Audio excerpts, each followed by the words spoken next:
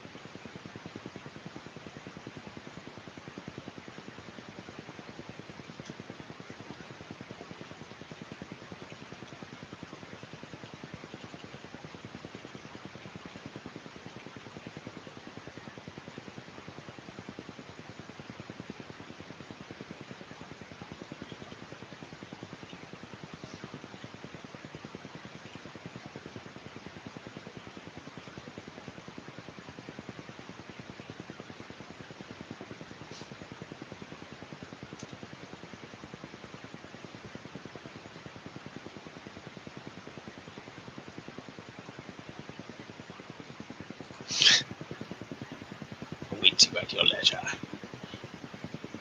Need to figure out how to share stuff though. Share screen. Candace Owens might actually be schizophrenic. Also share tab audio, yes. There we go. Oh yeah. Oh yeah. It's like a less than 10-minute clip. 9 minutes, 30 seconds. Let's just maybe wait to see if we get one person.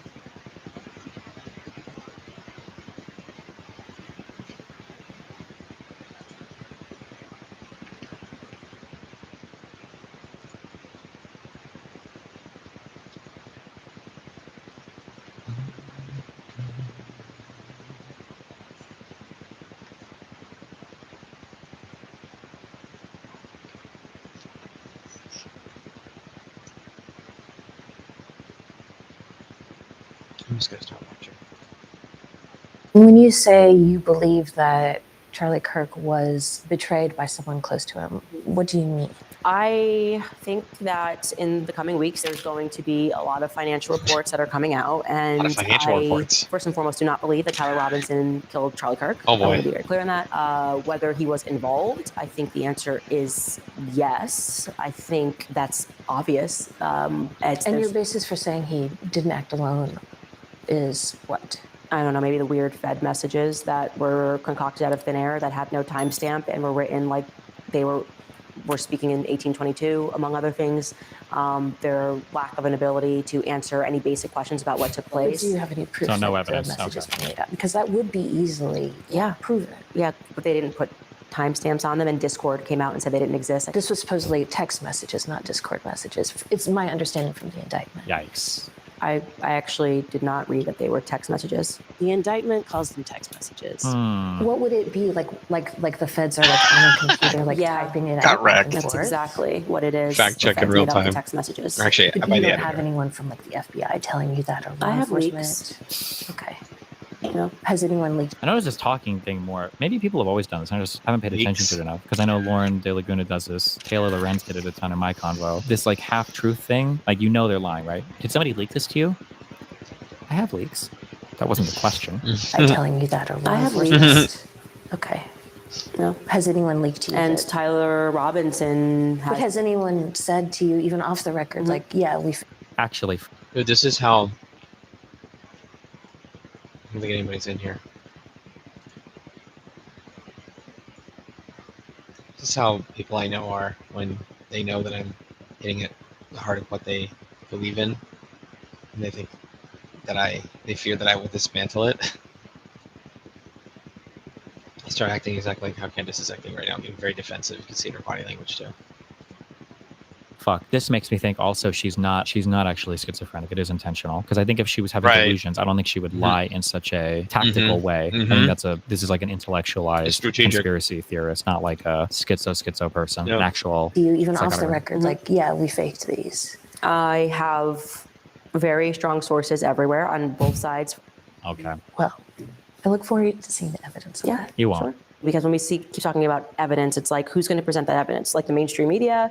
Like who are you expecting to come Yes, that would be a hot out? story. No, it wouldn't be. It would be. It wouldn't be. If the FBI, like if I had a source telling me. I like that nobody believes this because nobody knows anything about how media works. But like, if you had And the that CNN story, girl is you like would really rush to defending. publish that story. That would be an insanely sensational story. It would That's like, crazy. Everybody would want to publish that if you could verify it. Like if I had proof that the FBI faked those messages, that would be an enormous story. Yeah, I kind of feel like we live in a post-Epstein world, and we know how stories get shut down. Oh, okay.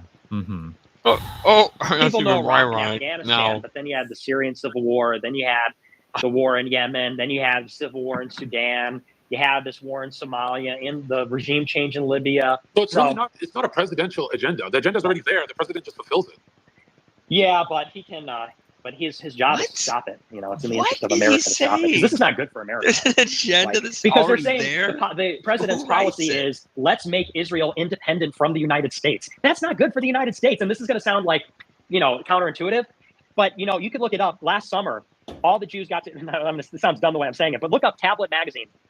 It's a Jewish paper. In July 20. Considered relatively right-leaning, I believe, Tablet, right? 2023, they did a symposium on foreign aid to Israel, and so all their contributors wrote, for or against whether we should get rid of it or not get rid of it. My understanding, I'm curious what he'll say here, or I'll test, I guess, my understanding. My understanding is a lot of the more far-right Zionist people actually don't like receiving aid from the United States because they can probably do it on their own. And I think the feeling is generally that when they get aid from the U.S., they view the U.S. as more of a constraining figure than if they could just act on their own and not have to give a fuck about how the U.S. wants to cuck them in their grander plans. I think this is for more far people, I believe, but maybe I don't know. Maybe I'll say the opposite. And the guy's name is Siegel. He's like a prominent neocon. His dad's a big neocon, and they're connected to everybody. And the main article says we need to get rid of foreign aid to Israel, but not for the reason that you think. We all thought we were based for being against foreign aid to Israel, and for obvious reasons. We need to spend the tax dollars here. True. But what Siegel, I think his name's Jacob Siegel, his dad's Fred Siegel. What Jacob Siegel argues is, no, we need to get rid of the foreign aid to Israel because it's acting as golden handcuffs. They're saying that as America, as the left becomes more anti-Israel and the left is hegemonic, the United States will use the aid that they give to Israel to leverage Israel and restrain Israel. He said, so we need to get rid of the foreign aid so that we could be completely independent and we could do whatever we want and the United States can't control us. So the most militant Zionists are now actually arguing against the foreign aid. And that's why, by the way, when Matt Walsh at Daily Wire says we shouldn't send foreign aid to Israel, and Jeremy Boring and Ben Shapiro say, oh, well, you don't get I'm based because I don't believe in foreign aid. I'm so based. Exactly. And Shapiro and Boring say, oh, see, we allow a rebuttal. We allow the different opinion on our show. Yeah, that's because that actually helps them. They don't want the foreign aid because some of these like so-called revisionist Zionists, Jewish maximalists, they want to get rid of the foreign aid so they have the freedom of action. And J.D. Vance, look into him. He runs a hedge fund. He was with Peter Thiel. The guy's like a Straussian. J.D. Vance says we need to arm Israel so that they can conduct an independent foreign policy. We need to arm them so that they can confront Iran. So this is the policy. And the policy is to make Israel independent of us. But we want these countries, it's actually, ironically, America first, to make these countries dependent on us. Same thing, it's going to sound counterintuitive. I don't support the war in Ukraine, but it is indisputable that the war in Ukraine has made Europe more dependent on the United States. And it is bad for Europe. It is very bad for Europe. It is lethal for Germany. Germany will never recover from the economic damage of Nord Stream 1 being destroyed by the United States because they need the cheap energy for their... How long was this a recent? I know this is post October 31st. Was this recent? This is an older thing. The crazy thing that I'll always say about Fuentes. Nobody's here. Damn. Crazy thing I always say about Fuentes is that he understands politics. Like his analysis shows that he understands the issues. He comes down morally and everything on the wrong side of it, but he understands it. Thank you. Well, yeah, I bought a ticket and I didn't go. I didn't want to go.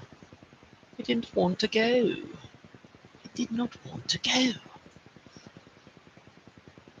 go.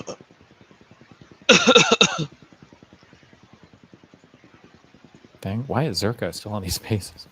Jesus. What is this? Oh boy. Like America or Israel more, you don't answer the question. You don't want to answer the question. This is going to make any American suspicious of you. Any patriotic, nationalistic American will be suspicious of that. Nationalistic? I am suspicious of that. I find that to be extremely problematic. I'm not speaking for other people. Wait, has Ben not answered that question before? Has somebody asked Ben, do you care more about Israel or America? And he's not answered? I genuinely don't know. I'm speaking for myself. I don't like that. I don't want anybody who doesn't think America is the greatest country in the world with no reservations to be giving me advice on American politics. Wow, so brave. Such a brave take. I don't know why. Why is this so hard? How many YouTube watchers of Asmongold's content has he converted? His algo was goated pre-politics.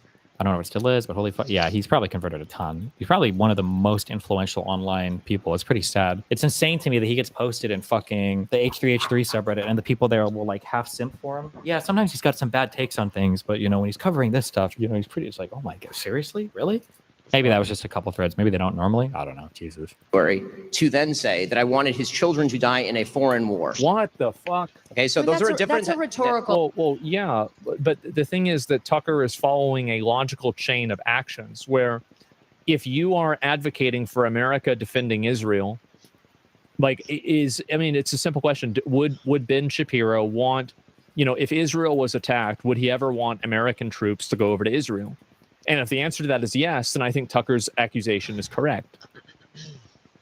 What if you want stuff to go over to, like, Ukraine?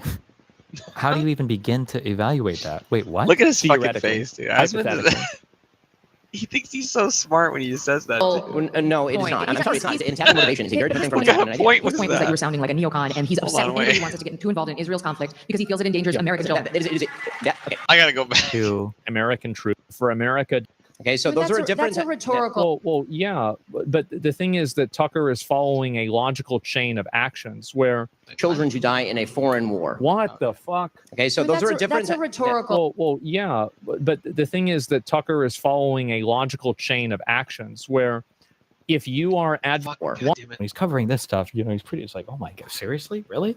Maybe that was just a couple threads. Maybe they don't normally. I don't know. Jesus. To then say that I wanted his children to die in a foreign war. What the fuck? Okay, so those are different. That's a rhetorical. Well, yeah, but the thing is that Tucker is following a logical chain of actions where if you are advocating for America defending Israel, like it's a simple question. Would Ben Shapiro want, you know, if Israel was attacked, would he ever want American troops to go over to Israel?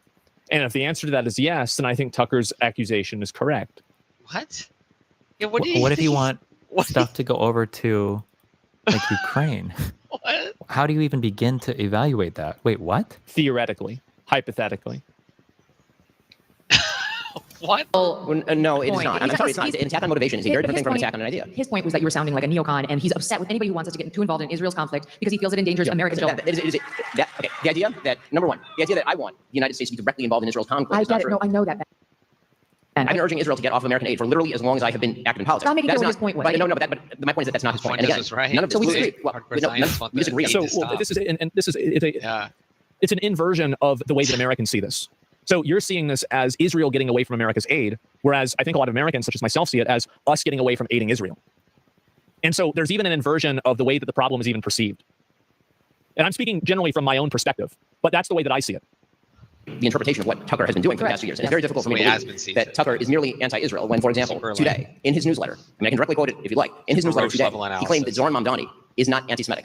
This was his newsletter today, this morning. I'm happy to read the text. It's a little extraordinary. Because again, is there something that Zoran has done that is explicitly anti-Semitic? And I ask this as a genuine question because I haven't seen anything that he said or done that has been genuinely anti-Semitic. He said he wouldn't. Yeah, where is it? It is kind of shocking stuff. So here's what Tucker Carlson wrote in his newsletter today, or what his newsletter says under his name. He said, is the incoming mayor a fan of Israel? Does he want America to fight its wars? Not particularly. But a Jew hater? That's a different conversation. We've never seen anything to suggest he falls into that ugly camp. If we're talking about fighting the left, defending Zoran Mamdani, who literally said that Hamas, he has no opinion whether Hamas should disarm, who posed... He shouldn't. He shouldn't have an opinion. He's the mayor of one city. He shouldn't be giving his takes on international politics, period. Why is the mayor of New York City giving his takes on international affairs at all? Okay. That's been just like it's just very literally special guy. populist slop, like where he just goes with like what he thinks the masses are doing. Yeah. What is Trump trying to avoid? We don't know. We don't know. We don't know.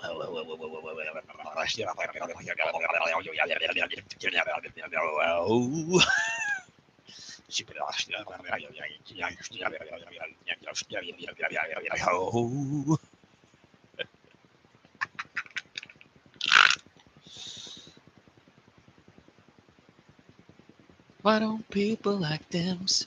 Why don't people like them? Why don't people like them? I guess we're gonna find out in this video.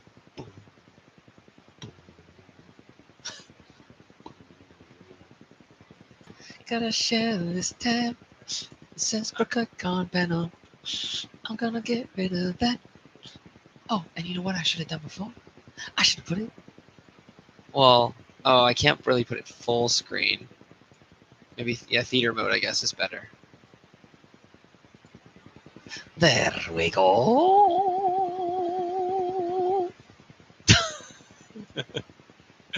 Nobody's been watching this entire time. Okay. Oh. Did I hear a beeping noise? Oh boy. Okay. Let's start the video. Hi, everybody. Hi, everybody. Wow. I'm John Lovett. We're live at Cricket Con.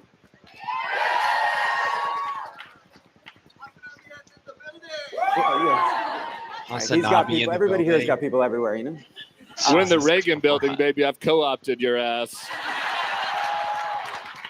Can't lose control just yet. In his 1992 convention speech, Bill Clinton, who is perfect, already said of Republicans who were at the time angry about Murphy Brown being a single mom on television, if other politicians make you feel like you're not part of their family, come on and be part of ours.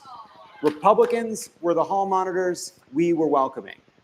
3 decades later, Trump found an audience among pretty apolitical comedians and media personalities and their fans who see Democrats as pious and scolding. The Democratic Party is widely reviled.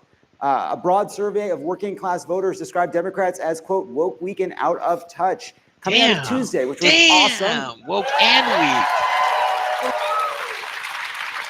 Semaphores gave Woke Sharia. What? Yeah. Woke Sharia, baby.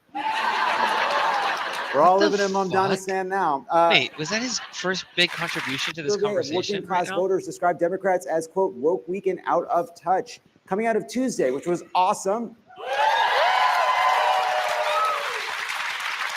Semaphores gave Woke Sharia. What? Yeah. Woke Sharia, baby. We're all living in Afghanistan now. What the fuck is wrong with him? Why would this? You know, this is not like your place to put the commentary yet. Like he's still he's trying to get through his intro. Like brother's struggling with the note cards here, but he's like doing a good job of like looking at the audience and blah blah blah. And this little small head weird Beetlejuice weird looking weirdo. Woke Sharia, baby. As if being woke wasn't bad enough. Then we got woke Sharia on our hands. Great. Oh, cool. Yeah, yeah, Democrats are sure to win on that. Semaphores Dave Weigel put it best in summarizing the exit polls. What do you think of the Democrats? They stink. Who did you vote for? As many Democrats as possible. So where do we go from here? Joining me, our streamer and political commentator, Hasan Piker. MS Now's Simone Sanders. The Bulwark's Tim Miller. And the co-host of The Five, Fox News' Jessica Tarlov. Nice. They all got their applause. Tim, I want to start with you, and I want to just concede that this is like a big topic, and it can be hard to tease out style from substance, strategy, ideology. But I want to start with that 2024 dynamic. You have Trump and his allies on Rogan and a whole bunch of apolitical shows and media. In hindsight, Democrats say, oh, we need Democrats that can go everywhere. They have to go everywhere just like Trump did. Yeah. But then we look around and we say, well, who are the Democrats that can do that? And as a former Republican, as a pilgrim in an unholy land, who's gone from viewing Democrats being annoying as an asset to a liability, like, where is your head at? Well, I was happy about the woke Sharia in New York, but you do have to remember that the CIA has taken over in Virginia across the river. So the deep state establishment is also on the rise. Nice. Big man, Big Ten. Big Ten. You know what? Love it. You guys are kind of annoying, and it is something that we're dealing with. And I think that it's important to just accept it and think about it. And the fundamental question that you got to, which was, okay, well, we need a Rogan of our own, or we got to be able to go hang out with these, folks. We got to be appealing more to the comedian set. And then it's like, well, who would go on the podcast? And then it's like, well, are you available? Are you? Like the list is kind of short, right? And so, we can't create people from scratch, but I think that it's important, when I look back at the mistakes the Democrats made that got us to this place, it's like, Biden wins in 20 when everybody's inside, right? So you didn't have to be out there. And then in 22, it's like, well, we didn't have a red wave. So it's like things are going pretty well, right? And so I just think that there was a lot of just inertia and status quo happening. And a lot of the problems that were undergirding that, a lot of things people were frustrated with about COVID or about the not as fun parts of woke Sharia, right? There wasn't a lot of reflection on that, and I think that it's good to reflect on it now. And I think that Tuesday was awesome, but just because we did really well on Tuesday because Trump is fucking everything up does not mean that we shouldn't also think about how we can continue to kind of expand out and appeal to more people. Simone, sounds like he was struggling. It seems like Democrats are often in a trap, which is Trump or one of his acolytes does something genuinely offensive, whether it's attacking or undermining a democratic institution or going after a vulnerable group of people. And Democrats want to defend those people, right? But then at times, sometimes they seem like they're writing their own version of the Federalist Papers, or they are doing what is then described as identity politics. And so how do you fight back against Trump when he's attacking Federalist Papers, going after a trap, which is Trump or one of his acolytes does something genuinely offensive, whether it's attacking or undermining a democratic institution or going after a vulnerable group of people, and Democrats want to defend those people, right? But then at times, sometimes they seem like they're writing their own version of the Federalist Papers, or they are doing what is then to defend those people, right? Genuinely offensive, whether it's attacking or undermining a democratic institution or going after a vulnerable group of people, and Democrats want to defend those people, right? But then at times, sometimes they seem like they're writing their own version of the Federalist Papers, or they are doing what is then described as identity politics. And so how do you fight back against Trump when he's attacking people, when he's making an issue of marginalized groups, without then being seen by a broader group of being focused less on, say, the economy? How do you square that circle? Well, I'm from North Omaha, Nebraska. Shout out to the Midwest people in the room. Yes, there are black people. There are black people in Nebraska all over this country. Maybe not North Dakota. She's going to give a thoughtful answer on it. And so I say that because earlier this summer, a black man who is a Democrat unseated a 3-term Republican mayor in Omaha, Nebraska. And we can clap for that. His name is John Ewing. Yeah. Nice. And John Ewing, I grew up knowing John Ewing. I know him very well. Queen. But in that race, like in many other races across this country that have happened since 2024, one of the issues that the Republican candidate tried to pull to the forefront were bathrooms and trans issues. And you know what John Ewing's answer was? Well, first of all, he had an answer. He put up an ad to answer the attacks, which I think is really important. You cannot let attacks go. You cannot allow your opponent, as a former strategist, you cannot have your opponent defining you and you not answering. So that's part of it. I think specifically coming out of 2024, a lot of candidates did not answer the attacks. And some people were just like, oh, no, that's not me. And it's like, well, who are you? But John Ewing put up ads and went out there and did speeches and was on the streets talking to folks during interviews and whatnot and campaigning and saying, she's doing this because she don't want to talk about the potholes. She doesn't want to talk about the issues that are affecting you. She's want to make up this issue that I'm not talking about. She doesn't want to talk about the potholes. And so I think the answer is not to run away from the confrontation. Like, you're not about to make me, as I used to always tell candidates, don't allow these folks, anybody, any of your opponents, to make you believe that you're for an issue that you've never taken up. Like, I don't know what the hesitancy is from some of the campaigns and the strategists over the last, couple of cycles to just not be clear about what folks are for and what they're not for. Because in 2024, that they, them ad was seen everywhere. And Black people in Philadelphia told me, the organizers in Philadelphia said that everybody had saw that ad and there was no counter, and they believed it. So I do think that, I don't think Democrats need to do a wholesale, like, you need a full brand rebrand, because I think, frankly, the Democratic Party brand, it might never be popular. But what may be, and that's okay, because what you need are candidates who people like and they want to vote for and who they believe in. And if the brand is popular or not, I think the Democrats need to be less concerned about rehabilitating the brand of the Democratic Party apparatus and more concerned about running candidates that are close to the issues in the districts and places that they're trying to win. Whew, that was like a yappy ramble. Yappy ramble. Oh, they just left. I was just about to comment. I was just about to comment that you guys left. Whoa, that was a yappy ramble. But I agree with her final point. You need to be less worried about brand optics, which Hasan is going to be all about the stupid optics. So, yeah. Oh boy, oh boy, oh boy, oh boy, oh boy, oh boy.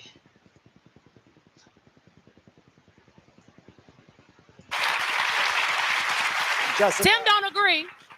Tim don't agree. I know. I mean, the brand is boned. I agree with but that. The brand was poo-poo and people voted for Democrats anyway. So to me, that says people are willing to support candidates even if they think your brand is shitty.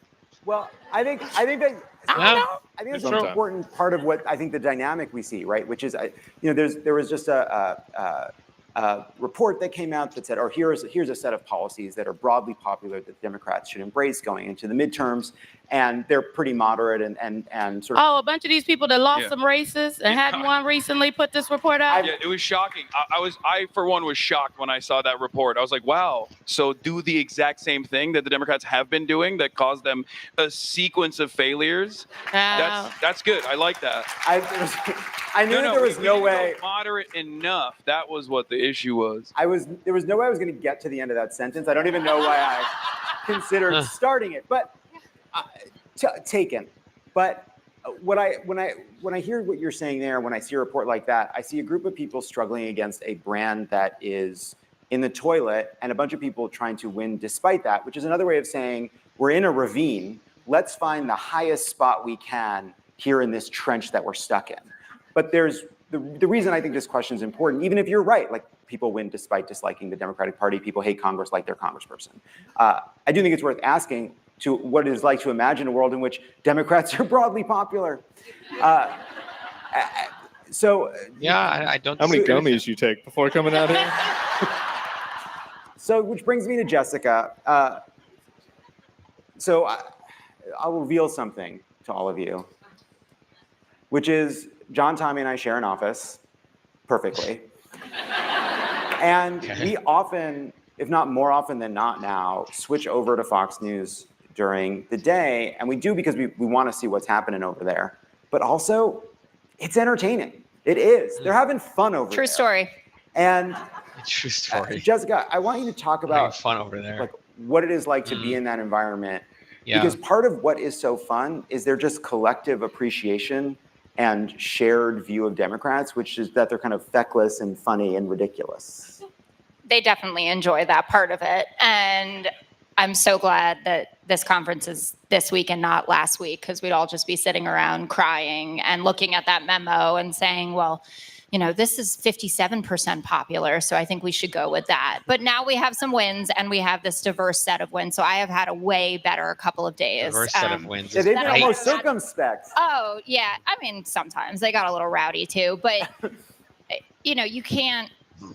dispute results like that. You can't dispute a Mamdani win and a Spanberger win and whatever happened in the Mississippi State House. And I'm obsessed with whatever a public commissioner is in Georgia. That, I still when don't know. Nobody shows up to vote, we win. No, It's important to remember. but the joy is important to the formula that makes Fox so appealing as a set of programs to watch. And I think about it in context of the joy campaign of 2024 that was not, right? We were being told all the time, like, you're having so much fun. Like, Brat Summer feels great. And I did feel great at the DNC because I thought that was the moment of like, maybe we have a chance. Yeah. But it was fleeting. And it's always on our side, I think, since the 2016 election. I hate this stupid YouTube shit because it said like there was 2 people for a hot second, and then like now it just says 0. Oh wait, maybe it finally caught up. Okay, now it finally says 1. No, because I'm only on YouTube, so I just go straight through YouTube. Yeah, it's shit. It's shit. Proprietary YouTube shit. I hate my life.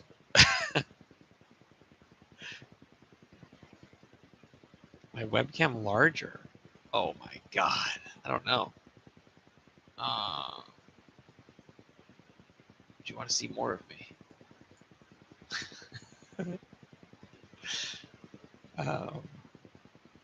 I don't think so.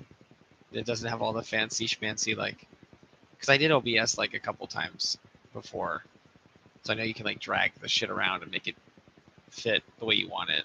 You can have like a document up here and whatever. Wait, yeah, you can't see my mouse. That was stupid. Yeah, I'm just kind of I'm like, hello. I could like scoot closer. Yay.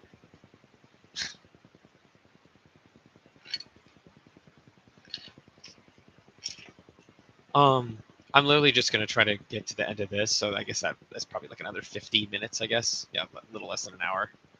So, yeah, I mean, depending on when you gotta go or whatever, I'll just be trying to get to the end of this, basically.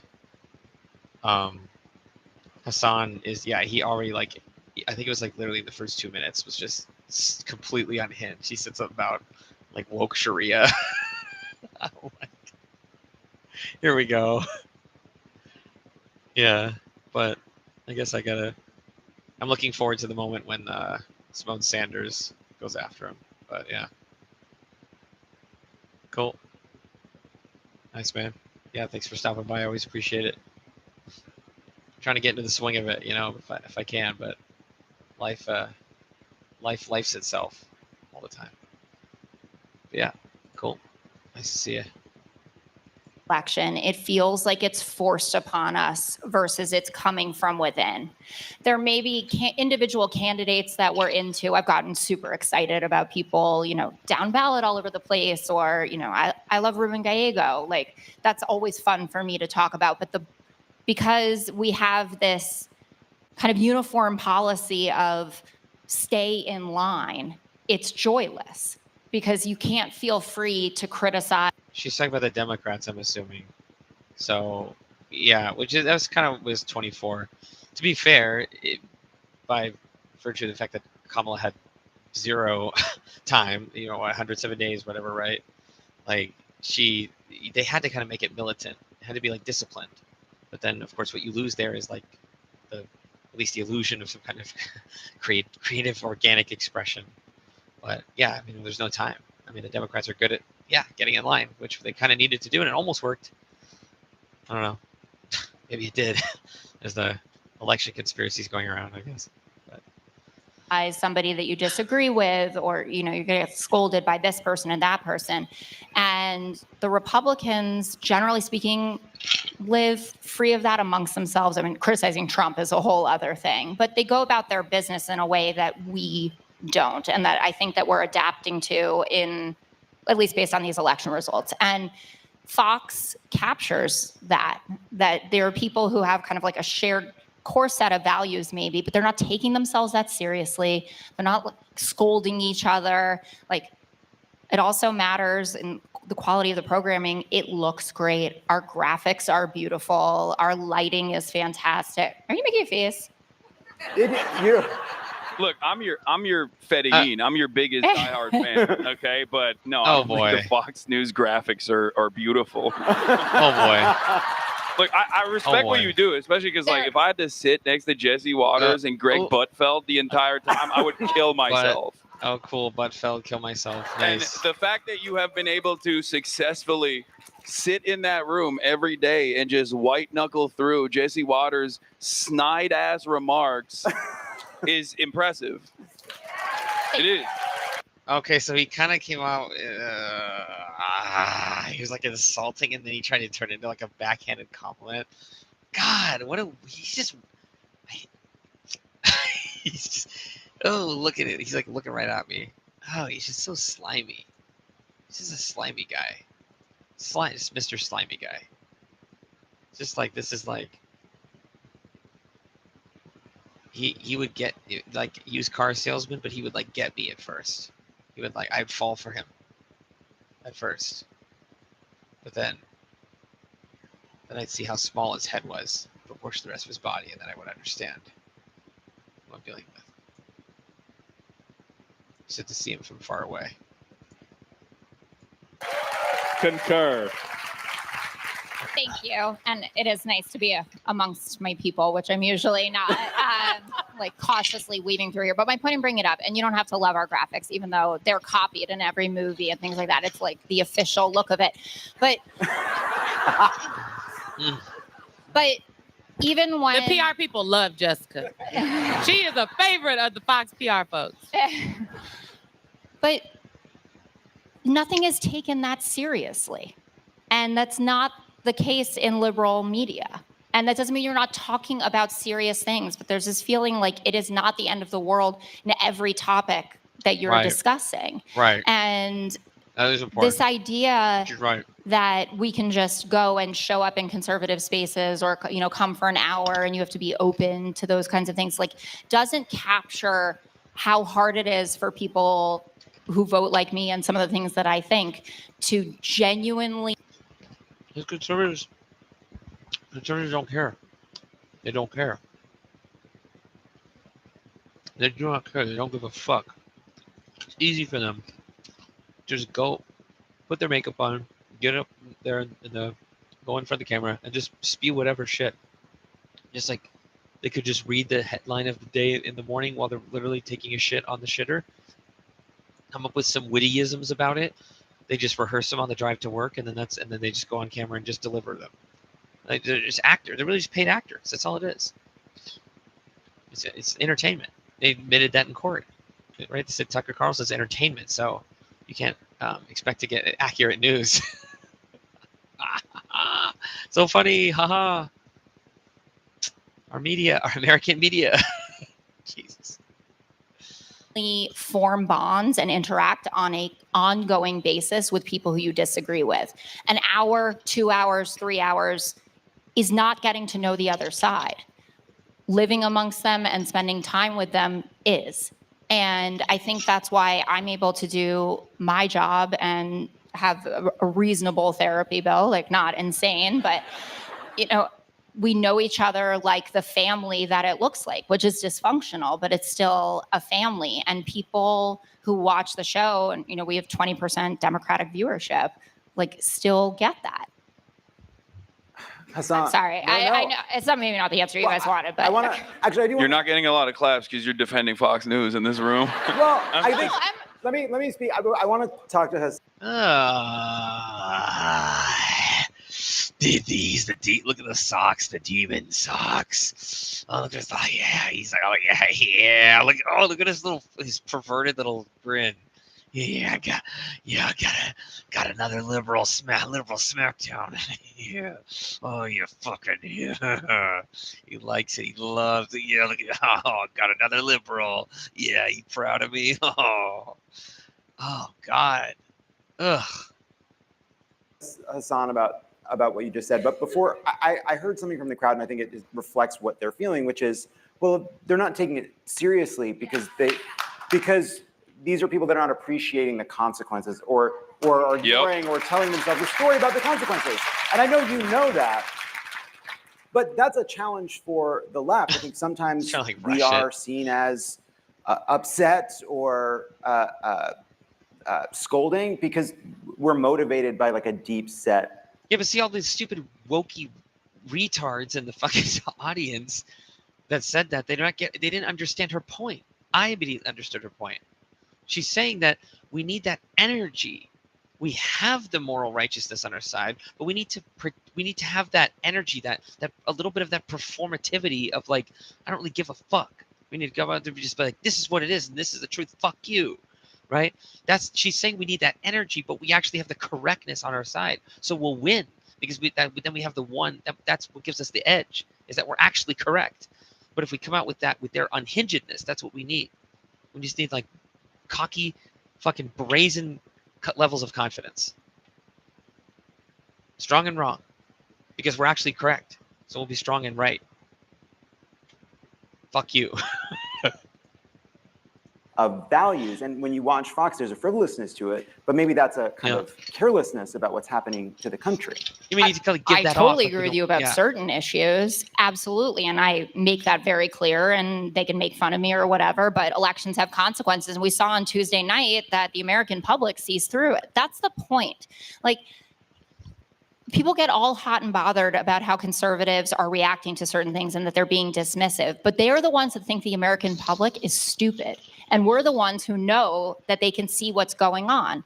So whether you get 90 seconds of talk time or you get to talk for hours a day on your podcasts or on your live stream, all the things for Hasan, like they're the ones that are doubting people's capacity to understand. And so I get what you're saying, and I feel it. And sometimes I don't like being made fun of sometimes for being upset about American citizens taken into ICE detention and not getting to call their loved ones. But Tuesday night, people showed up all over the country and said, fuck off. That is unacceptable. No. This episode is brought to you by Blinds.com. The holidays come fast. Your space so they pay. Even to schedule a licensed vendor pros to measure your windows at no cost, and they'll install everything for one low price. And it's all backed by Blinds.com's 100% satisfaction guarantee. Go to Blinds.com. So you know you're covered, literally and figuratively. Thank you, Pod Visit Save Blinds.com. Blinds.com. The only thing they treat better than windows is you. I gotta say, I remember at one point in my life I moved into this apartment. Blinds.com. And a few weeks and months after living there, I was like, God, I'm just like sleeping terribly. What's wrong with me? Like, is it a medical issue? Then I went on a work trip and I stayed in a hotel and it was really, really dark. I was like, oh, Blinds.com. my apartment's just super bright. Great blinds in your bedroom are a game changer. You'll sleep better. You'll sleep longer. Definitely just highly recommend it. The Black Friday deals at Blinds.com are going strong all month long, so don't miss your chance to save big. And as always, our customers get $50 off when you spend $500 or more. Just use the code CROOKED at checkout. It's a limited time offer. Rules and restrictions apply. See Blinds.com for details. This episode is brought to you by ZBiotics Pre-Alcohol. When you're raising a glass to your team winning, catching up with your old buddies back in town, we're just trying to stay sane with a house full of relatives. How you feel the next morning still matters. That's why I drink Pre-Alcohol. ZBiotics Pre-Alcohol Probiotic Drink is the world's first genetically engineered probiotic. It was invented by PhD scientists to tackle rough mornings. Designed probiotic to zbiotics.com. Hasn't gone 17 minutes without talking. Check out for 15% off. Hasan. I got applause. Hasan hasn't gone 17 minutes without talking since 2014. The stage is vibrating, and I'm sorry it took this long to get to the fact that what we saw in New York on Tuesday in many ways feels like an antidote to some of this problem. You know, Zohran Mamdani is having fun out there, and he's also representing a incredibly enthusiastic base of people who are finding community in being part of politics. And that does seem like something now that is more easily formed on the left. I can think of all the candidates and campaigns that have been left-driven, that have built that energy and enthusiasm and sense of fun. Brad Summer was an exception. There was a moment where, look, we can all look back and be like, I went full Brad. I mean, I was there. We were, yeah. And as someone who was there to the DNC before I got kicked out, but on the last day, I actually found myself feeling a sense of anxiety over the course of every single day that passed, where I was like, why is everybody just like celebrating like we're at the end zone here when it is not a guarantee that Kamala Harris is going to win? And I kept warning over and over again that there were a lot of unaddressed issues that the here we go. Oh my god. And then just now he's going to go it's what is it fucking called? Monday quarterback Monday quarterback. He's backseat driver fucking like he's saying this because now after the fact, like he didn't predict this at all. Yeah, he was there for the whole Brad Summer thing because he just rides the wave. And then now he's all on Mamdani, like Mamdani's ass because now after he wins, he didn't like put anything down on it before. Oh man, what a piece of shit. The Democrats just kind of never wanted to acknowledge at all.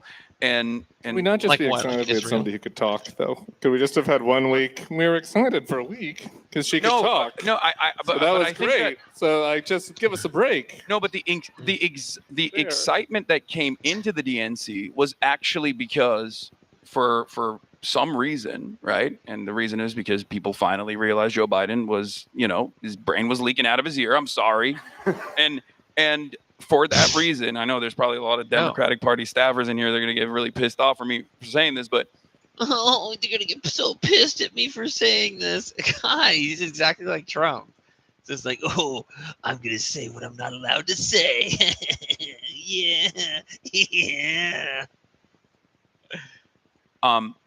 It almost felt like we had a competent party for once, and they were responsive to the people's needs. And that's the reason why everyone was excited. I was excited. When I saw Kamala Harris choose Tim Walz, when Walls, like the balls you don't have.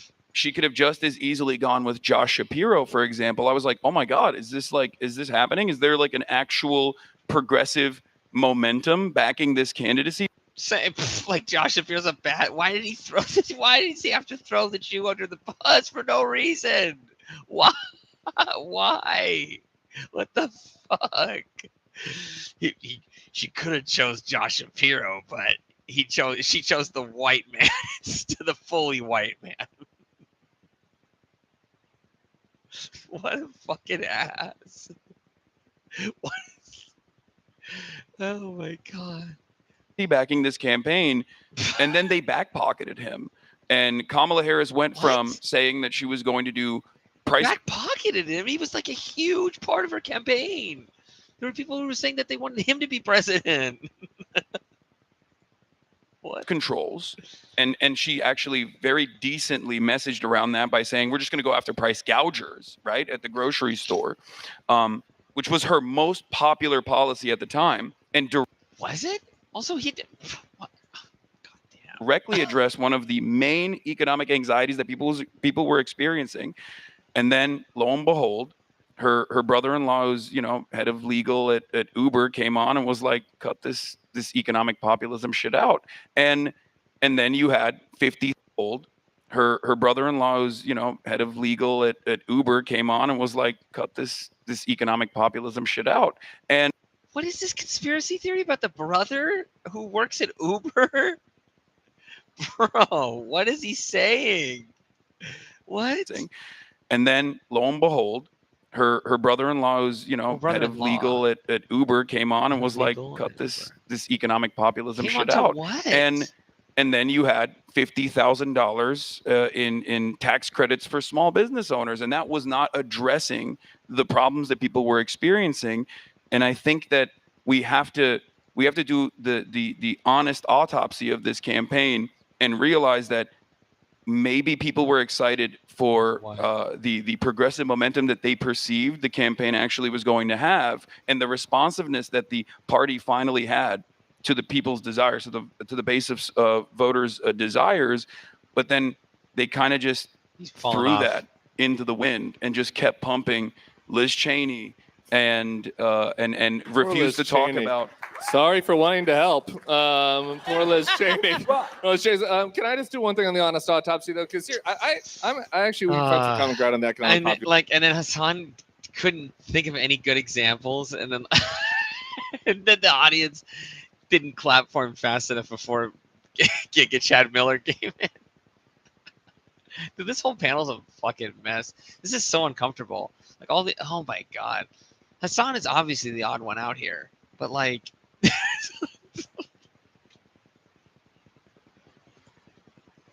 Stuff. I think that Kamala should have probably, in retrospect, obviously, had a more tangible message on economic populism. My problem with the walls thing, though, is that that relates to the topic of this panel, is that I think if we're having an honest autopsy and looking back at the campaign, there were a lot of liberals that live on the coast that were like, "Whoa, coastal this liberals. dude can change a carburetor, and I can put on a camo hat.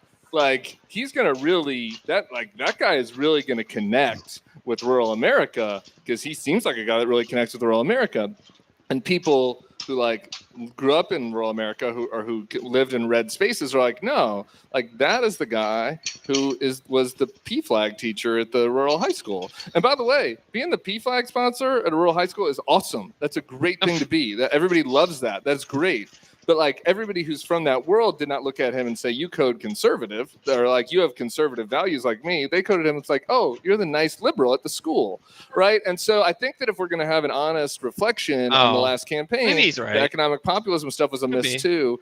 Was a miss for sure. But being seen as being to the cultural left and being out of step with the country culturally on a wide variety of issues, whether it be social issues, obviously or they didn't COVID, perceive him or conservative free enough because speech, or just people being able to voted chill for on him. comedians That's it podcasts. otherwise. He's probably right. That was a miss, and it was and people off as like a little misunderstood wokey what guy. Tim Walz was bringing to I think the he table. came off that way in the I think because he was debate, not too. able to do any of that. Yeah, I think the cultural stuff is only relevant if that is ostensibly the only thing that you're bringing to the table. And unfortunately for the Democratic Party, I mean, these used to be wedge issues for a reason, right? These were concocted in think tanks with the deliberate design. Think tanks. The think tanks.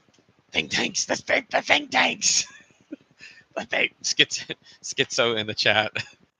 The fucking think tanks. Why is it all? It's just all the same fucking shit. It's just all the same fucking shit. Just the think tanks in Israel, and the Democrats, the elites. It's all so retarded.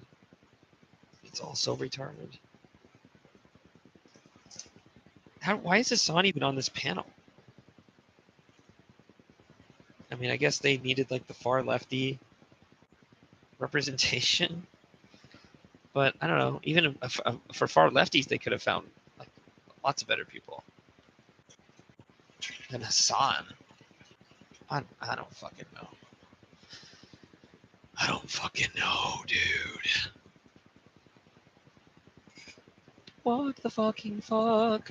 Okay, I'm back in my seat. Sorry. To make it seem as though there was some significant disagreements between the two parties, and they were created to make the Republicans more popular, so that people would focus on whatever the Family Foundation decided was a more successful way to present anti-trans narratives after focus group focused. What is he talking about? He's falling off, bro. Testing their message, and anti-trans messaging. When people are focusing on that, they're always going to go, okay, well, the Democrats are silly. Why do they care about this? This is like a tiny sliver of the population. Instead, they should, every moment that they're talking about that is a moment where they're not talking about affordability, where they're not talking about a working class centered party. Where are the Democrats that ran on trans issues? Show them to me, people. Where are they? They didn't. No, I agree. Didn't. I agree. They did It was not. the Republicans. But you actually brought that. The way she gets in front of him, he's physically confronting him. Because it's what is this even coming from? He sounds like somebody on the right who's just trying to shit on he's shitting on the Democrats. He's just shitting on the Democrats. She's triggered. That up, and I 100% agree with you. Okay, good. Sorry, I jumped out my seat. Yeah. No, I 100% agree with you because you said the potholes, right? Yeah. Like, if you're talking about the potholes and your opponent is constantly being like, well, what about trans people? Then they look insincere and they look silly. And there is no reason to betray marginalized groups and decide that we're going to. Yeah, but look at the nature of this conversation. They make it look so easy. Like he could just say, I agree with you. And then she'll just accept it, even though he didn't. But then he molded his weird answer to then go into something else that was sort of semi-related to what he said. Yeah. Actively write them out of the equation because they're working class as well. And this is something that I have never compromised on. And yet seemingly I've been able to find like a very populist and robust movement in my own audience that does not compromise on these issues, but also is always in the affirmative, making the argument that we have to focus on kitchen table issues, if you want to use that kind of language around it, but like center the working class and try to seek out what their problems are, address them, and also make this earnest. He thinks he's so cool with like his glasses, like he's like a little Marxist. Attempt and show that we are honest about actually fighting for them. And I think Zoran's campaign and its success was a fantastic example of this. I know people say it's in New York, but that's precisely what he did. 5 key issues. He went out, he asked people, what's your problem? I'm going to solve it. And he centered his campaign around 5 key issues of affordability in New York. And lo and behold, in spite of 22 billionaires spending hundreds of millions of dollars. He would never know how to do this, though. Trying to take him out in spite of a very hostile media environment, especially leading up to the primary, or certainly after the primary. They genuflected a little bit by the end. But and all of these attack ads, he still won. Yeah. I want to tease out I want to hear what you I am your guest. God, this is going great. Are we having fun yet? I'm having it. Are we having fun yet? No, Jessica, I want you to respond, and then I want to kind of tease 2 things out here. Well, good job, audience. I agree. I totally agree. I just exist in a world where we can't behave that way. Like, not everybody who's going to run for office or who wants to have a voice can build the platform that you have. You're ridiculously talented, and damn, thank you. No, but even being able to talk that long it's a skill set that I don't have. But when you say we don't need to deal with this, and I agree with you about the ad, and I remember when that happened, there are people who are running in races where you need to do more than that. Like we were talking earlier, I was over doing Tim's pod with him. We're talking about Jared Golden not running in Maine. And Jared Golden can't afford to not talk about the issues that his constituents genuinely care about because they also vote for Donald Trump. And for some of them, they just want to hear someone say, listen, I want to protect everybody. I'm an inclusive guy, but whatever happened with Leah Thomas, or that's always like the lightning rod, trans athlete issue. I got to go back and see what politician she was talking about.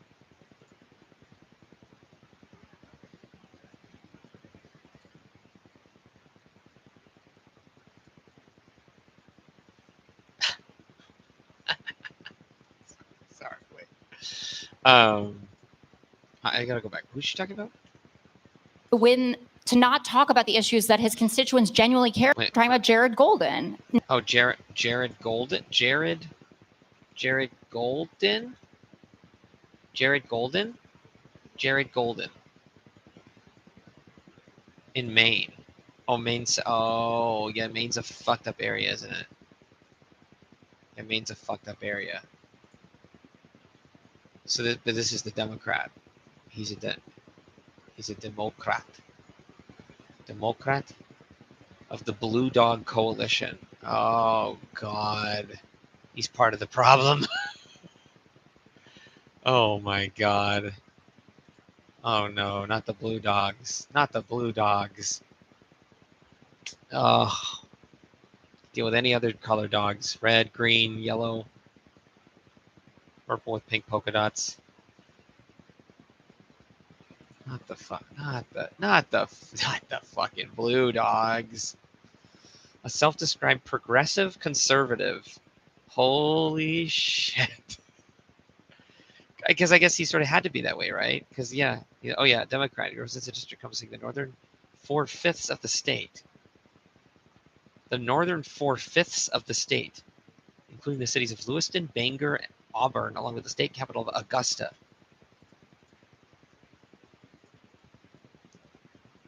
Okay. It is the largest district east of the Mississippi River. His district was carried by Donald Trump in both the 2020 and 2024 presidential elections, making it a politically competitive area. Golden concurrently won his district both times, along with Angus King and Shelley Pengui, the first members of Congress to be elected by ranked choice voting. He's the only representative to win after initially placing second in the first round of tabulation. So we need to get rid of ranked choice voting. Just kidding. Gold was deployed to Iraq, Afghanistan, and the United States Marines, helped to progressive conservative. Golden previously served as co-chair of the Blue Dog Coalition. Golden announced he would not seek re-election in 2026. Stinker. Okay. That's who Jared. Okay, so she's talking about Jared Golden. Okay, yeah, obviously. Okay, yeah, Hasan's going to be triggered by this. That makes sense. Okay. All right. Not running in Maine. And Jared Golden can't afford to win, to not talk about the issues that his constituents genuinely care about because they also vote for Donald Trump. And for some of them, they just want to hear someone say, listen, that is a pretty I want to dicey protect situation. everybody. I'm an inclusive guy, but whatever happened with Leah Thomas, or that's always like the lightning rod, trans athlete issue. I understand your concern about, trans women in women's sports. That doesn't mean Jared Golden needs to say, I want a ban on this. It means Jared Golden says, like the head of the NCAA did when they testified, you're talking about 10 athletes out of 500,000. So it is a small fraction of the population, but I'm not going to dismiss your concerns. And this big tent and a winning coalition across this country has to be compromising about what people need to do to win their races. I'm not talking about being bigoted. I'm not talking about being nasty, but the country operates differently in different places. And I feel like we give lip service to that, but don't always behave that way. The thing is, like, if the Democratic Party was defined by 5 key policies, okay? Medicare for all, a single payer system, socialized medicine, right? Something of that sort. And a plan to expand the available housing units. I want socialized housing. That is not even broached. That's not even discussed amongst the Democratic Party. I want a federal jobs guarantee and a jobs program to build those houses, right? Free college and better education overall from K through 12. If those were like your 5 key signature campaign promises. Oh, he got away with it, and he did 2 education ones. The issues college that people, and better the economic education. hardships that people in the heartland are actually going through, and not just like highly educated liberals in big cities. Then any moment that these people would turn around and be like, well, what about trans people? They're going to get healthcare too. You could just be like, okay, what do you not want healthcare because you think a trans person is going to get it? Well, I just want to be clear. There was a moment on a debate stage where they weren't talking about trans people, but in the Democratic primary in 2020, they asked, there was one of the large primary debates, and they asked, well, do you think undocumented people should have healthcare? And people raised their hand, and it was used as an attack ad, and it was an effective attack ad. So I think sometimes I agree with some of what you're saying. Okay, the dig at small businesses, I disagree with, because the biggest driver of wealth in African American communities outside of government jobs, which is why the fact that 300,000 Black women have lost their government jobs is Ooh, she's so right. She's so right. She's so right. Yep. It's a blow to so many Black people in government jobs. So many Black people in government jobs. Like wealth ascension in this country for Black women is small businesses. And so the small business plan was a plan that spoke to working class Black and brown people in this country who do not work at large corporations, but had an idea, wanted entrepreneurship, and then they saw a plan for them. And so it was a wide, tense situation. But I guess my point is to Jessica, what Jessica is saying, yes, I do think candidates have to be, you got to run for your district. You got to run for the race that you're in. That's pretty clear. As a I'm a black woman from the Midwest every day, everywhere I go. Okay, I live in Washington D.C., but I'm black and I'm bald. So there are some things I think I hear when these conversations come up, and I've said in strategist rooms when they've come up on campaigns I've worked on, and in my opinion, she's been the best out of the 4 that invited guests, because like you don't count the host or whatever. She's the best out of all of them. That's really good at navigating like a very free-wheeled conversation that's very unstructured. Because that's kind of what this is. He's kind of just like setting a topic and then just opening it up. She's they're all a little bit awkward at it, but she's the best out of all of them of like kind of staying on track with a point, even though she had a kind of a rambling answer at some point, but she saved herself at the end. No one's really great at it up here, but she's the best out of all of them from what we've seen so far. I hear them on the sets and the commercial breaks when we have some of these candidates on our show. It feels like to some people that look like me that the people within the party apparatus want folks to compromise on issues that for me are uncompromisable. When folks say that, and so like I do think that if the party is like, look, people need to. I think the answer is people need to run for the race that they're in. Okay, well, what does that mean? Does that mean because let's be very clear, Donald Trump and the Republicans, they aren't looking for a big tent.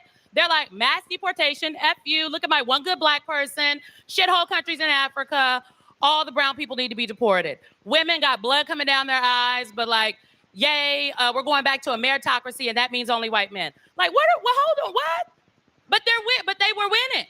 And so they didn't win because they opened up the aperture and let people do what they need to do. They won because they tripled down on what they believe, even if what they believe. Right. That's just not. I'm sorry. That sounds good, and I like it. I want it to be right. It's just not right. They didn't win because they tripled down on what they believe. No, they did triple down. Yes, they tripled down on racism. Yeah. It was populism, but populism is a thin ideology mixed with a thick ideology, according to Cass Mudd. Simone, his populism had a lot of things in it. Was an economic populist, but populism had a little white supremacy in it, a little racism.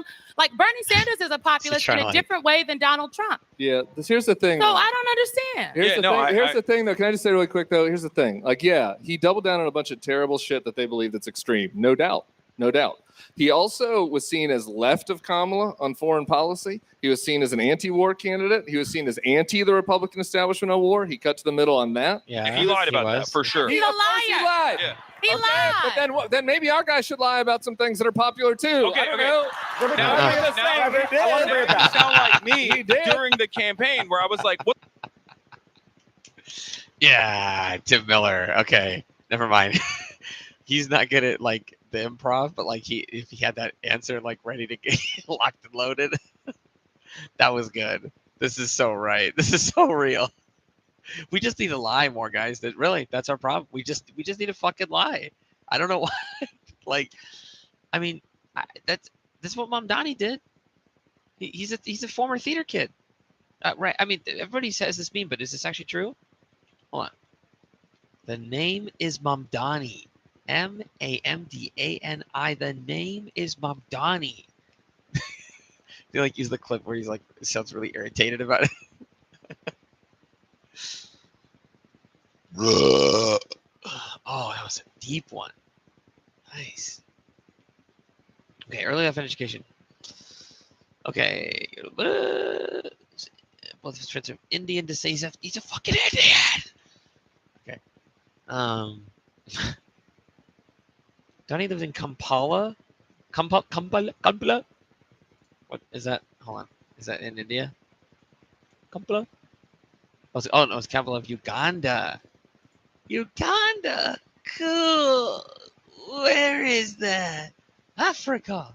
Oh boy, like Lion King.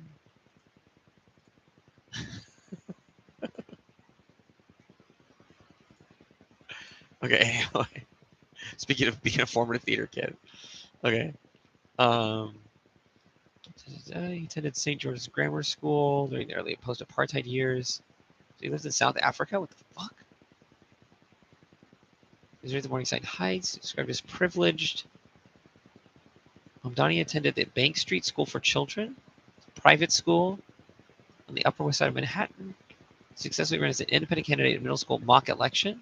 adopting a platform of equal rights, anti-war policy, proposed spending money on education rather than the military.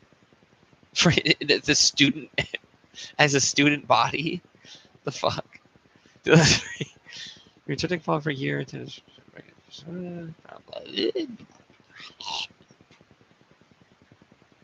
With soccer.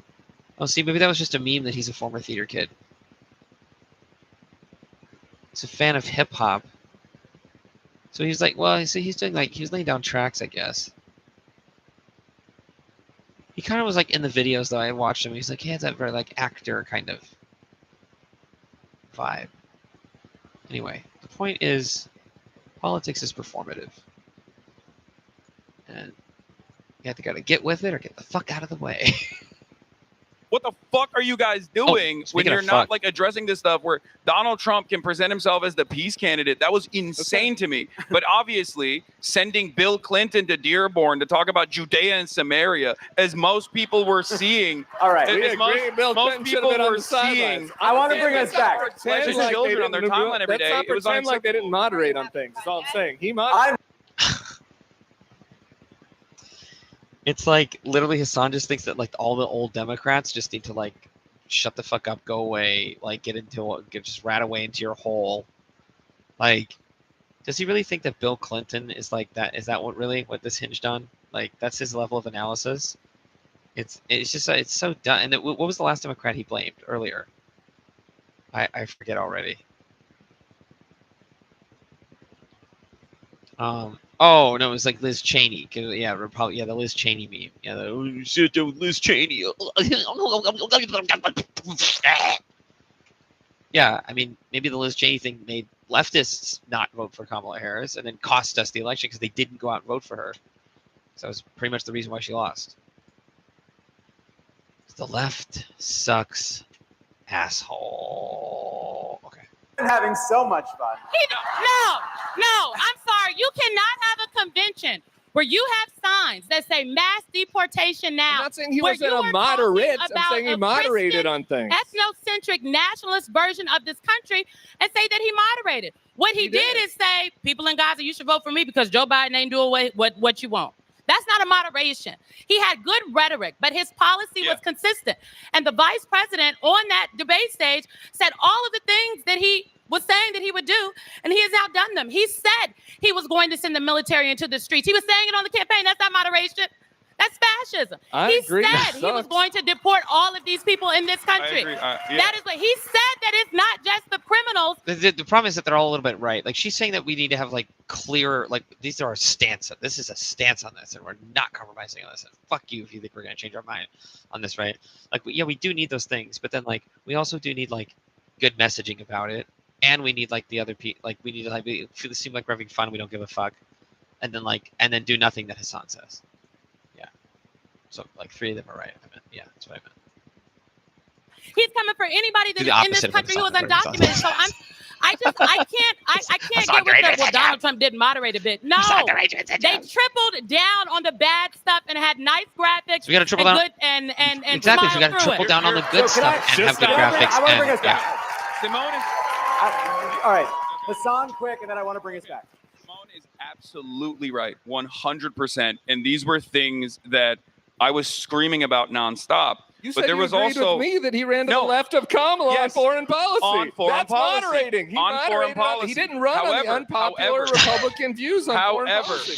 He ran to the left on foreign policy only because the Democrats came out and said, I'm going to have the most lethal military. Because unfortunately... the lethal military meme. And I mean this sincerely. I don't think the Democrats actually saw the threat of Donald Trump as a significant enough threat, because if they were, they would have locked in and had better messaging overall and tried to at least establish a base of support with counter narrative, with counter messaging. She specifically put that in her speech because of fucktards like Hasan. Like, she was just scared of like being considered like far lefty communist. And especially given that she was a woman of color, they just historically get that label put on them more, like all the fucking minorities do. Like the lavender scare. They say if you were gay, then you were fucking communist. gay communist. Fucking gay communist. Like, He doesn't know anything. He doesn't know anything. God, why is he on this panel? Leading up to the election, not in the aftermath or not during the election, but leading up to the election, because Republicans, they act as though there is an election every single day. They are constantly on message. They're constantly creating an alternative reality with lies, saying that undocumented migrants are actually responsible for a metric ton of the crimes that are taking place in American cities, when that is an abject lie, okay? And when I talk to congresspersons, whether it be at the DNC or even before, even after, and I tell them, why the fuck aren't you guys counter-messaging against this? We are a nation of immigrants. America is the most diverse nation on the fucking planet. It is literally the reason why we are such a domineering force beyond all these other, beyond all the other, violent reasons. But like that is what that was almost a clean Destiny talking point, and then he ruined it with the cringy like colonization point. He had to throw in there. One of the most redeemable aspects of America that I personally love, that the Democrats completely dropped because they were scared. They saw that one poll from the Pew Center of Research that said that 66% of Americans want mass deportations. That exact same poll also showed that if given two options, mass deportation and mass amnesty, that the majority always chose mass amnesty. So why is that never communicated? Because Americans, sure, the median voter, trying to understand where the median voter is. They don't want to cite my poll. That's the whole reason America sucks. The media won't cite my poll. It's mine. I know that it's right because it's my poll. Coming from is impossible, okay? You will kill yourself if you try to understand what these people are thinking. You just lost me, Hasan. I was with you halfway through that, but you lost me. But I'm with you. But what I'm trying to say is this, okay? There are Trump supporters out there, okay, that have been deluded into thinking that Donald Trump represented a change, and obviously we saw that buyer's remorse this past Tuesday, right? Especially in Hispanic communities where they were like, "Oh, I can't believe that he is actually doing mass deportation," and it's. We're in DC. This is a fairly liberal crowd, and we laugh at those people. But like, I talk to those people every day, and there were people that genuinely thought, believed that Donald Trump was actually excising the violent criminals. We're not even we're gonna lose track of how she disagreed now because he just keeps yapping on. And the only reason why people are led to believe this lie, aside from the faucet of misinformation that comes from independent outlets on the right and also Fox News as well, is because there is no robust response from the Democratic Party that says that's a fucking lie. That's a lie. Undocumented migrants in this country are responsible for a lower rate of per capita crime than natural-born U.S. citizens are. If you pair that up with documented migrants, it's negligible. It is marginal, and they're hyper-focusing on it specifically because this is a vulnerable. So cool because I could speak past the clapping. Population that is easy to target and it's easy to ridicule, and there is not enough of a robust defense mechanism out there. And that's the reason why people end up believing this bullshit, and then they get shocked when it's actually implemented. So I think that's a good point. And I think I sort of agree with Tim and with Simone about this. Impossible. Fundamental rift. Because one of Trump's gifts is I think he convinced a lot of people he was going to go after criminals, but he also said at the convention that they were going to do mass deportations. And I think how to bring it back. The only level-headed analysis we're going to get is from this guy the whole time. and Jessica. And I guess, I don't know. Just really not from Hasan, mostly. But anyway. That is possible because of a big void. So Trump can do a lot. Trump has room to operate, to maneuver. Why? Because he has built an authentic connection with millions of people who believe him, who have his back, who think, yeah, he'll compromise. It is inconceivable that Kamala Harris would appoint Mike Pence to be Secretary of Health and Human Services. Inconceivable. We wouldn't live in that world. But Trump can appoint a Kennedy to run the health department. Why? Because he has built such a credible, loyal following that because of the authentic way in which you don't agree with that. Cults. No, it was just cults. Cults. Well, you can, yes, it has certainly become a cult, right? And then you look at our side, and you find the politicians that have that kind of authentic connection to the voters. You look at the list of leadership of the Democratic Party. How far down do you go before you have somebody that can fill an arena? You have to get to Bernie Sanders, you go to Barack Obama, you go to Zoran Mamdani, you go to AOC. It is largely on the left. That is the truth of this moment, but it wasn't always true. He's right about Obama, by the way. Obama didn't run from the left. He ran against Washington. Bill Clinton had that kind of momentum. He actually ran from the right. But right now, that energy and connection is coming from the left. And so Hasan lays out a group of policies that are from the left. Like, I'm not for socialized housing. I'm for building a ton of housing. Boo. That's okay. But it is a void that the left is currently filling, that the leadership of the Democratic Party is not. How does Trump get away with all this stuff? How do we get defined as being anti-trans? The other day, Bernie Sanders was asked about the border, and he said, "Oh, country's got to have a border." And that pissed off some people on. Me too. It pissed off some people on the left. Did it piss off Hasan? I mean, I disagree with Bernie Sanders' message around that, because obviously, yes, nation states have well-defined borders and boundaries. But my point about it is he can say that with confidence, because everyone knows what Bernie Sanders stands for. Yes. And so when he is asked about trans issues, when he is asked about issues in which Democrats are not at 55-45, but at 30-70, whatever it may be, he can either say, you know what, I don't care about that, I'm not talking about that, or he can answer in a way that maybe riles some of the base, but you trust him. And that to me is the connection between, honestly, the kind of like what seems a bit frivolous, like are we having fun, and the actual hard work of politics. Like Zoran, you said, was moderating in the last few weeks of the campaign. I was glad to see that. Tim and I are both people that pushed him hard. I almost got a t-shirt. I am to the left. I am to the left of came Tim. out against him, and I was like, okay, we're in business now, Z. I mean, the reason why Zoran was moderating on, I don't know what he was moderating on. I guess like maybe you guys were talking about like the policing stuff, even though it was, now that the election is over, we can be honest about it. That Zoran Mamdani did this brilliant thing that got liberals to basically come to terms with a lot of things that liberal media had considered radical, right? Because he had a way with he had a really good way of communicating these. Can you generously call that he did a good job of listening, seeming curious, and being persuasive to bring more people into his? Sure.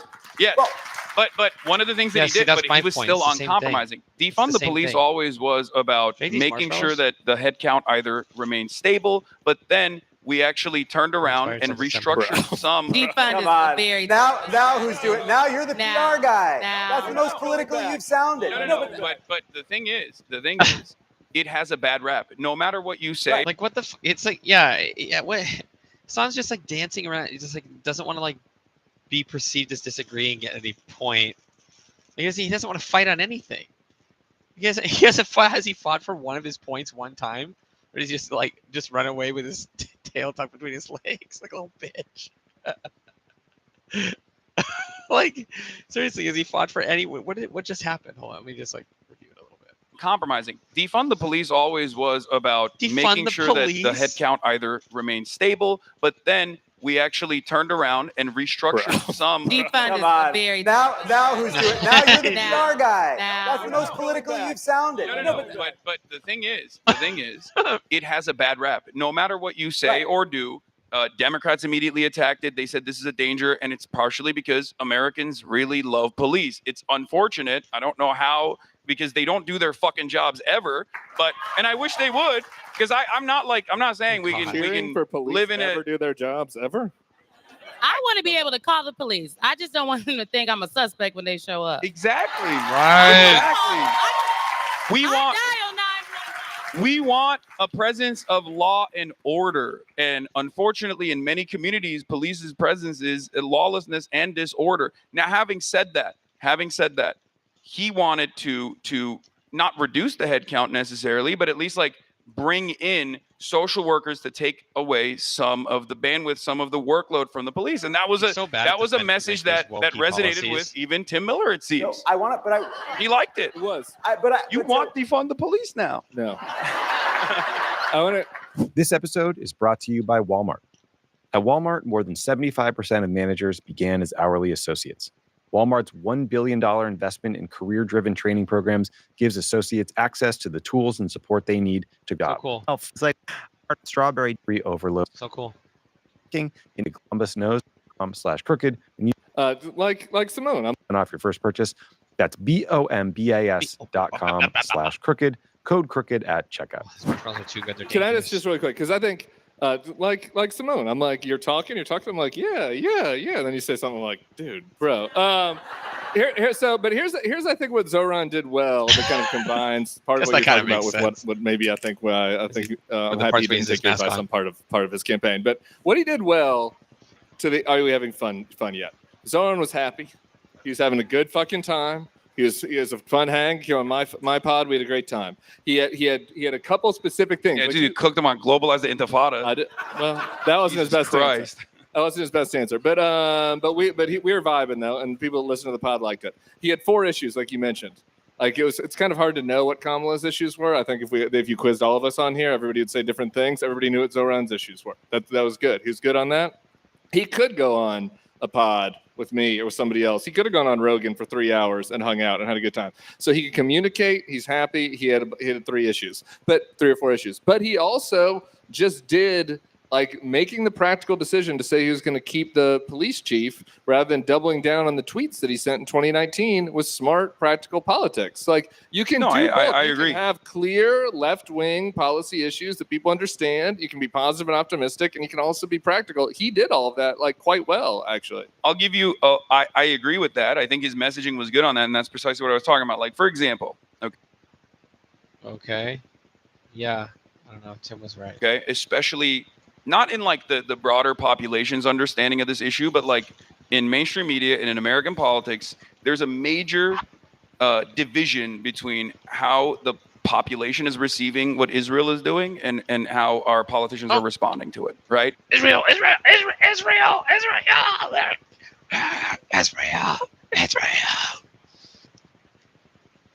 He had to get to it. He brought it up.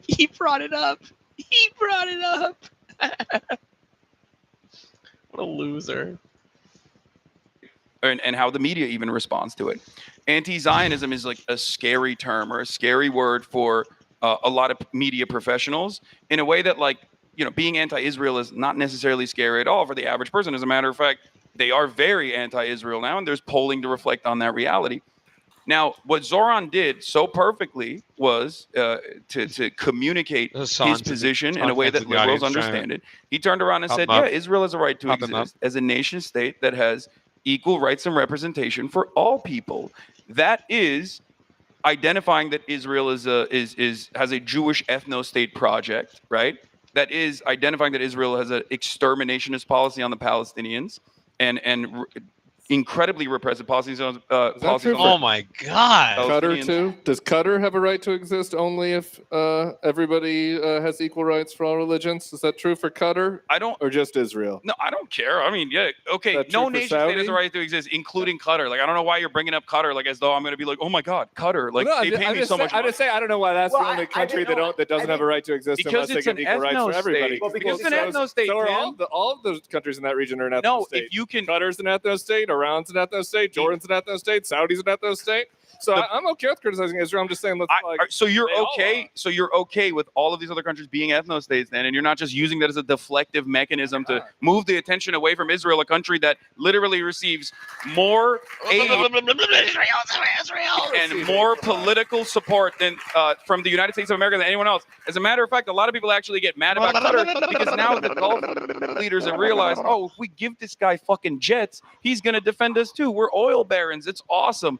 And that's the reason why it almost feels like people who defend Israel are jealous that like now other Gulf nations are trying to do like Israel style things over there. I love it. Please bring us back. All right. Sorry. Anyway, I would say this. I would say this. Look, I don't the message.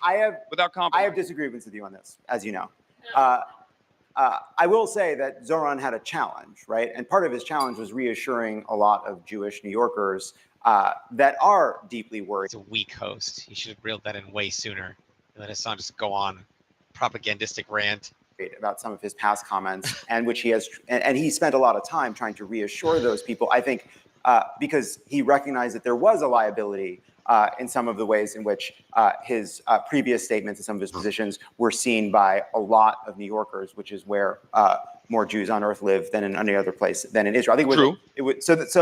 And he sought to address it. Now, without getting into the details of where I think he had to do that because he's Muslim. I'm gonna be honest. I think it was racism, straight up. He had never said a single thing that was even remotely anti-Semitic, and yet the media constantly kept needling him on that.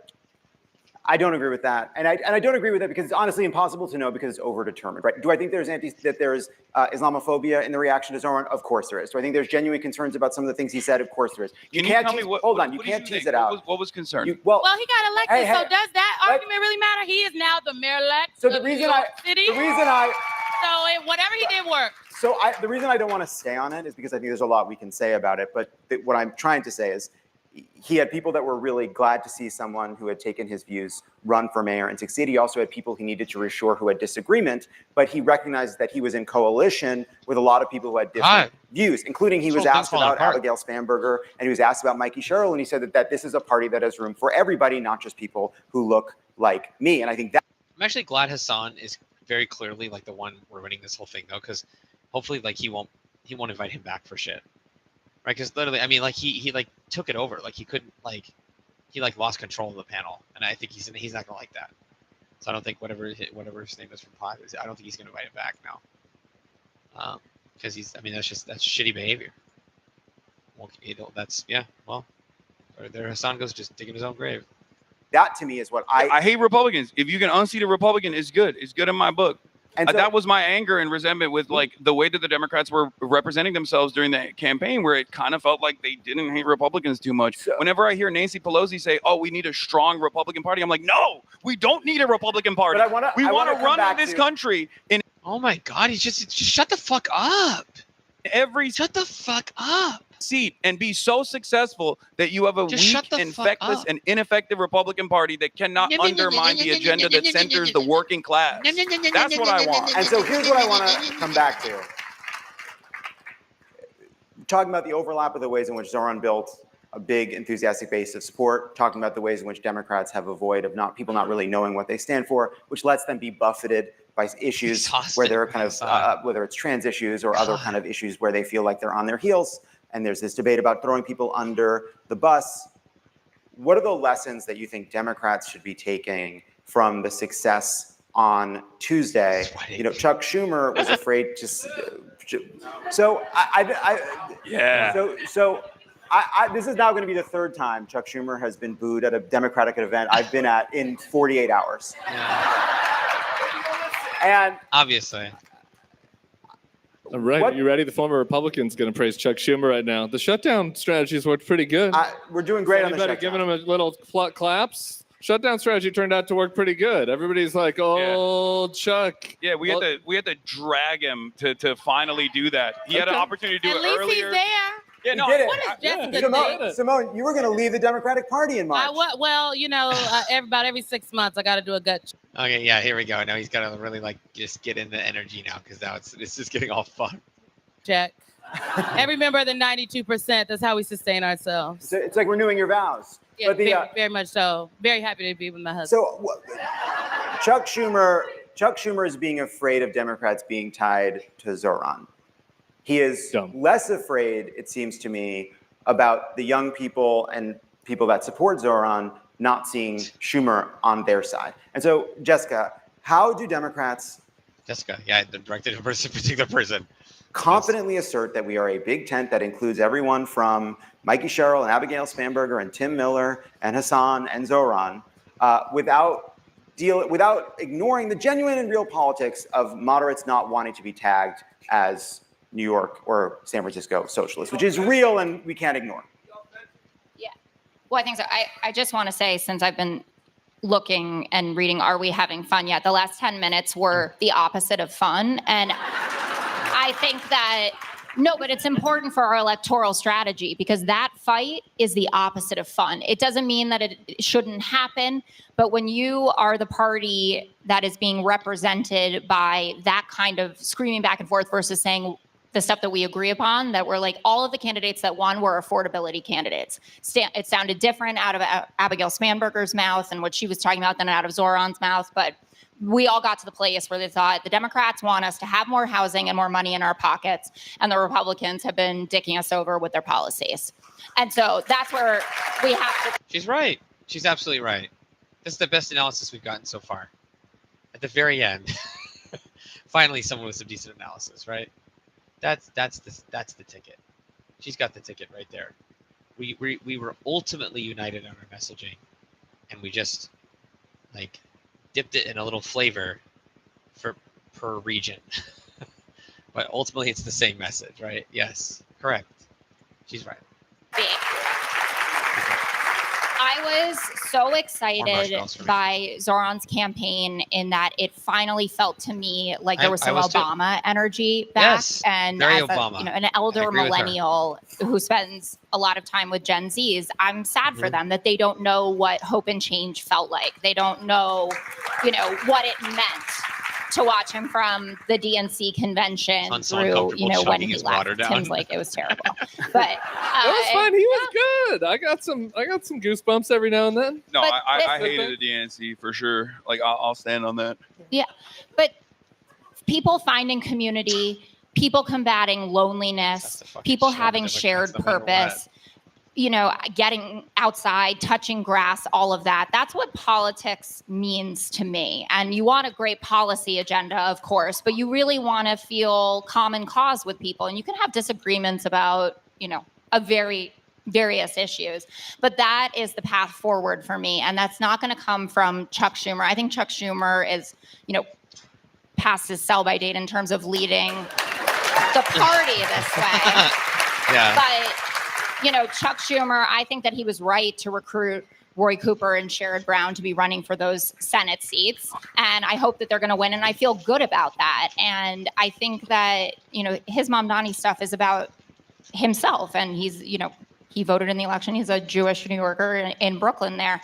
And Mamdani got 30% of the Jewish vote, which is very low. He has work to do with the community. I hope that he will do that work.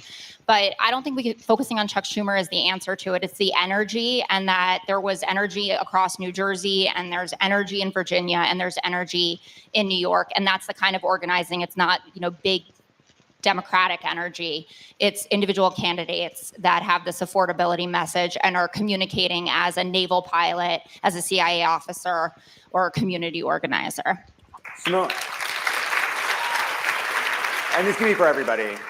So Trump is also now giving us a pretty big opportunity. On the one hand, he's been going after comedians, and he's, trying to get Kimmel canceled. He's angry about Seth Meyers every other day. He's tearing down parts of the White House, which was a strange choice, which I tried to walk to see it, and they've built giant walls so that we don't see the construction site. And, Trump is not doing as many rallies as he used to do. He's really kind of ensconced now in Mar-a-Lago and the White House at his Great Gatsby parties. He's tweeting out photos of marble bathrooms. Even some of his top staff now are living on military bases. They've isolated themselves in a lot of ways. Like, do we now have the opportunity to say, hey, they're the hall monitors and out of touch scolds.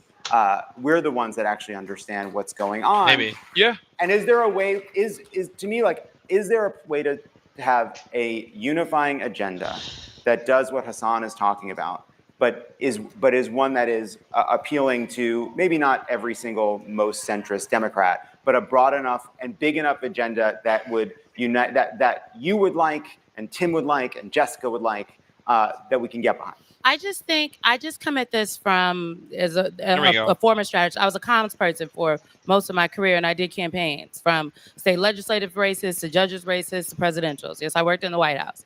I don't know if you'd agree with me here, Tim, but I think that the answer is not, okay, just these 5 things and then da-da-da-da. I think the answer is about the strategy. And what things you put under your strategy depends on what candidate you are and where you are running. Because coming up in 2026, there are gubernatorial races, there are state legislative races. Like 2026 and frankly 2027 are really about 2028 and then 2030. And you have to win state legislative seats. You have to win the governor's races, but you also, you should want to take back the House and the Senate. Okay, and how do you do that? It is not by saying we only do these 5 things right here. No, it is about what is the strategy. And the strategy does have to be touch grass, talk to people. What are you need to understand your constituents in your community. So whether it's Abigail Spanberger, Mikey Sherrill, or Zoran Mandami, the thing, to Jessica's point, that they all did well is they understood what the people wanted. Affordability in Jersey and Virginia also meant energy. Energy prices are way up. One of the things that Mikey Sherrill said that people got behind is that she wanted to declare a state of emergency on energy on day 1. And that is what she plans to do. I talked to the folks whose job it was to go out there and organize African-American voters in New Jersey. And they said for the Black voters in New Jersey that they talked to, for them, it was bigger than Mikey Sherrill. They were dealing with all of these issues that they listed that had to do with affordability and whatnot. And they felt like what was happening in the other states and places in this country, voting for Mikey Sherrill was going to keep that from happening because Jack Ciattarelli was very much so aligned with Donald Trump. So I think that you have to just stay close to the issues and the races. But the answer is not the party apparatus says this is, the answer is not those policy papers that these people keep putting out. That's not the answer from my perspective, because that's not how you win races by campaigning. And you go out there and you talk to people and you earn their votes. You do not win a race by a policy paper. And I just think that there's all this focus on how can we align on these 5 issues and not a focus on, well, what is our strategy? Is our strategy staying close to the people? It's why Democrats, the shutdown fight, it is terrible for people in this country who work in the federal government. That is absolutely terrible. But what the Democrats are doing is at the end of the day, it's going to benefit all of those people because they are fighting, but they settled on a strategy. And isn't this a good example, though? This shutdown, exactly what we're talking about, which is Democrats chose an issue. There were people, I was skeptical. I was skeptical of every choice. To be honest, I didn't think there was a good option for Democrats for not playing with the best hand. But we chose healthcare. We chose it, and we said we're going to take this to its logical conclusion. And it's worked better than anyone, I think, really predicted. But can I just note, they didn't just choose healthcare. They chose a very specific thing that was happening in Congress that was tangible, that connected to people's everyday lives that they could see. And so when I say we don't need to choose all the, that was a strategy. Exactly. She's recognizing what the strategy exactly. I'm agreeing with you. I'm agreeing with you. Yeah, I just we're getting. I think I was having fun. By the way, we could do a whole nother hour. Yeah, and I think the disagreement. I think the disagreement is necessary. I also would say I'm also I'm pretty easy to please. I mean, Zoran had me. I don't know what more you people want from me. I voted for 3 straight Democratic presidents, and I was going to vote for Zoran for mayor. So I'm pretty easy to please. So you can get me on board. Here's what you have to do. We'll do this. Some specific things. Have some fucking balls. Run a fucking campaign. Tell us what your campaign is about. Don't be a fascist, and be able to talk and be able to communicate to people and lift them up. And that seems like that isn't that hard, but it's kind of been for us for the last 10 years. But that's how I would summarize. I do think so. We're coming from behind. He's channeling the fucking drunk uncle philosophy, or with the flannel. What is this panel, dude? I don't know. It's just unraveled. Hasan ruined it. Literally the 4 of them without Hasan could have had a much better conversation. This is what the fuck. And in part because I think we've paid for having, if you were someone coming up in politics and you see who the standard bearers of our party have been for the last 10 years, you might not know exactly that Democrats used to be fun and cool. Right. So we have 1 minute left. Hasan, final thought. We got to get rid of the gerontocracy within the party. Down with the seniority structure that we have. We need real whips in the party. This is something that I talk to you about. This is something that I talk to the Pod Johns about every single time. If you have people who don't want to play ball, what kind of whips? I don't. No, whipping votes. I don't mean it in the unless it's Joe Manchin, in which case maybe. No, I'm kidding. Of course, I can't use spicy language here, but we need to make sure that we earn the trust of the working class back. And I think that they have been. Is there a reason she said that? I don't know. Okay.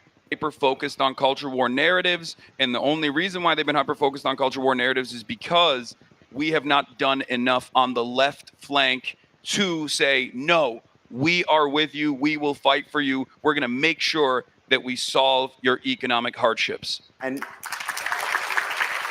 cute. Jessica, you're just going to go back in there and you're going to fight all these people and you're going to defeat them for us. Yeah, no. You got this, girl.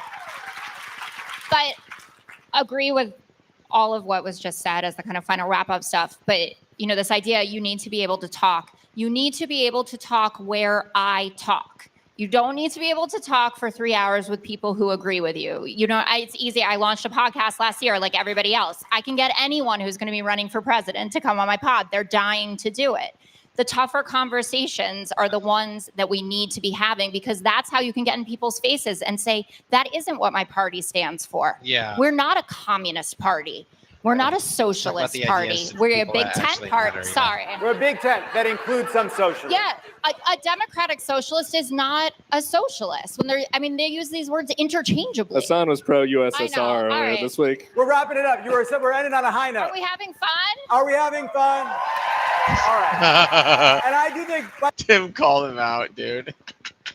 By the way, like I hear, look, what's great about being part of a big coalition is being comfortable with the moments of tension and discomfort and disagreement, because Republicans can't, you're right, they've been a little less scoldy, but they also are running to squash dissent because they're not comfortable with discomfort. They're trying to tell people that politics is easy and there's never any time where you need to feel conflicted or bad or that anything is hard. That's a kind of part of the appeal of fascism. Democratic politics can be tough. Democracy can be tough. But we are part of a big coalition, and I just think we can all have fun together. Yeah. All right.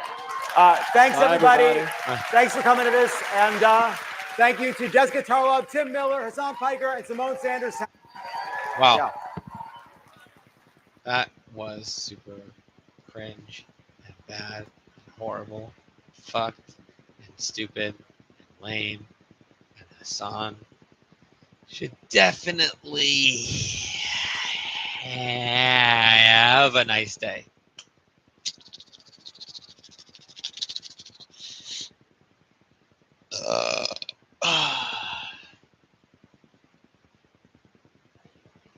I guess that's it. Nobody sent me any more videos.